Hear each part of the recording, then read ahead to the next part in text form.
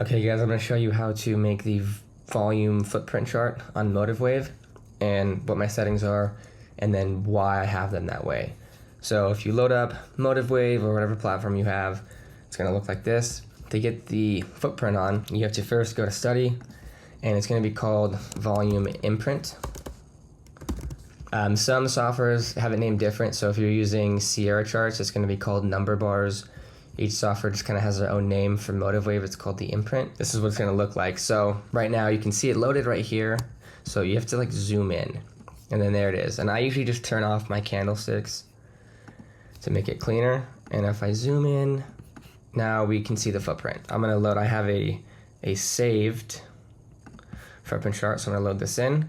And then this is what mine looks like. And I'm going to show you my settings. Now this is a 1 minute chart footprint. So the first thing that I do is I go to range and I make it a 20 tick range, which is going to be a 5-point range. Why 20? Because there are 4 ticks and a point.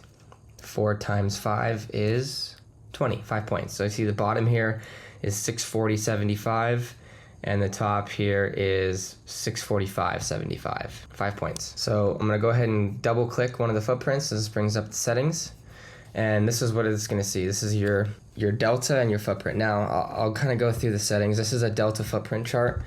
If you have like a bid ask, this is going to show you the bid ask. This might be a familiar footprint where the left is the bid and the right is the ask. And you can have a second column and you can have like the total volume. So now it shows you the bid and the ask and then the total volume.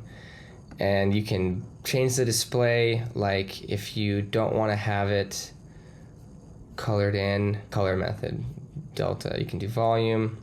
So I have mine set to delta. I have my colors, right, blue and red.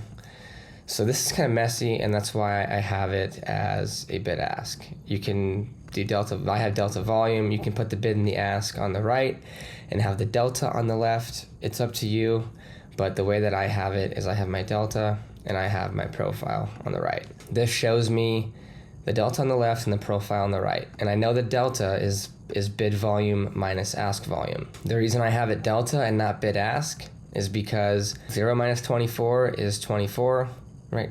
203 minus 314. Instead of doing the math, it does it for me, right? 111, 24. Now I can see the delta on the right. I can see the total market buys and the total market sells, and then the volume, and I can see the profile. So I can see if there are thinner areas or if there are thicker areas, right?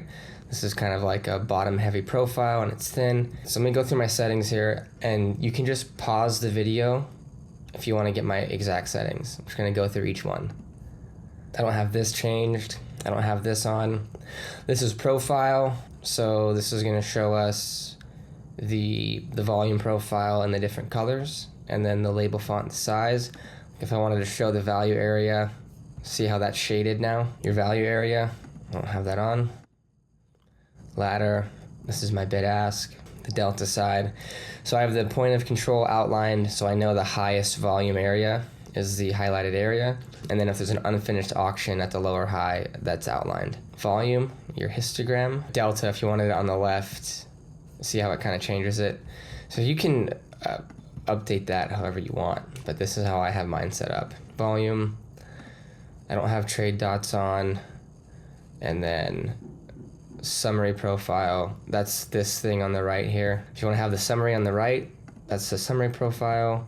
Candle totals, this is the bottom right here. Delta, delta change, min delta, max delta.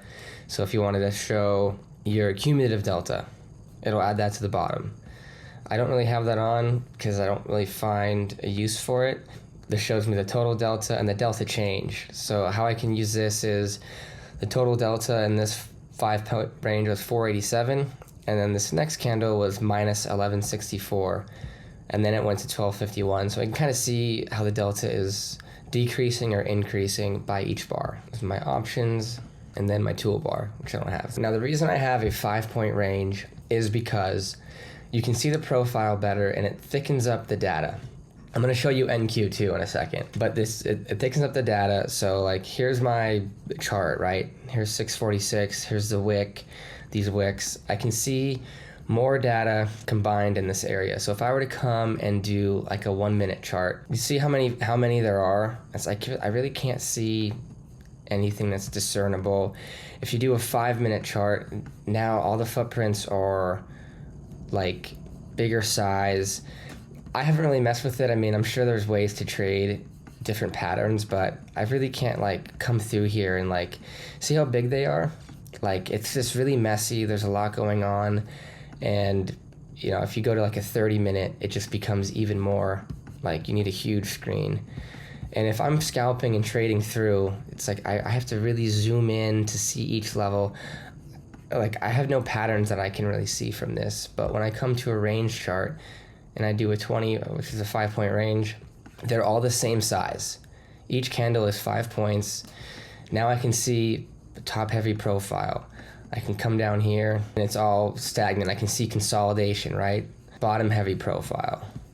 So the way I trade, and I've gone over, you know, if you haven't seen my order flow video, I recommend watching the order flow video because I go into detail how to use the footprint charts. But like in this candle right here, there's some buying at the top and then boom, there's just tons of heavy selling. It's straight down and then it has this bounce, and that's actually where I got in today. It has this bounce and it comes up. So for me, I can see the data a bit more. That's why I use a 5-point range, because it's the same body, each footprint chart, and it condenses the data. And so a new candle does not open until the 5-point range is met. So once this goes down 5 points, now the next one opens.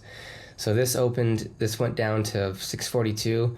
So until this footprint goes to 647, or technically, what is it, 4450 or 3950 down here, it's gonna stay in this footprint. It'll stay here the entire session until it moves out. So it's collecting that data. That's why I use a delta footprint in a 5-point range. Now for NQ, it's gonna be a little bit different. I'm just gonna come over here to NQ. I'll open up my settings. It's the same thing as the ES, but the tick interval is different. If I come down here to tick interval and I do a 1, it makes them really wide. Like it makes them really huge. So you change the tick interval to 4 and that thickens them up and it kind of makes them look just like the ES footprint. And now this is, if I remember correctly, 31. This is a 10-point, or this is so this is a 20-point range. Tick interval 4 on an 80 range. All right, so to get an 80 range, because if you go to range right here, it just goes to 34.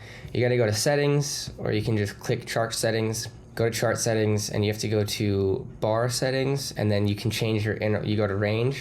So click range, and then interval is 80. You apply that, and then you go to the footprint settings, and then you change your tick interval to 4, and then now you have a 20-point static NQ footprint chart. And if you trade NQ, you can watch this footprint chart on that, and it's still delta and volume. And like I said, the reason I use the delta and the volume is because I can see the high areas, and I just want to know what the total buying and the total volume is. So I can see outliers in the data. If there is, super large numbers, sometimes you'll see 1,000, 1,500. These are lower delta numbers. There's a 313 selling here at the low at 856. And if we come to 856 right here, so there's VWAP. It bounces, it starts to move up from here. What happened at 856, 9 o'clock? 856 to 9 o'clock, we had heavy selling at the low. There was minus 313, and then there was a move up from that. It came back down, selling into this thicker profile, and then it reversed. So if I'm watching this closely enough, I might be looking for a long to fade against this selling that keeps rejecting. That's how I use it. And again, I've touched on this in the order flow video. I'll link that in the description below. So those are my footprint settings. That's how I set up NQ and ES. If you like this video, please like and subscribe. I'm going to keep on rolling out more order flow content, and I will see you guys in the next one.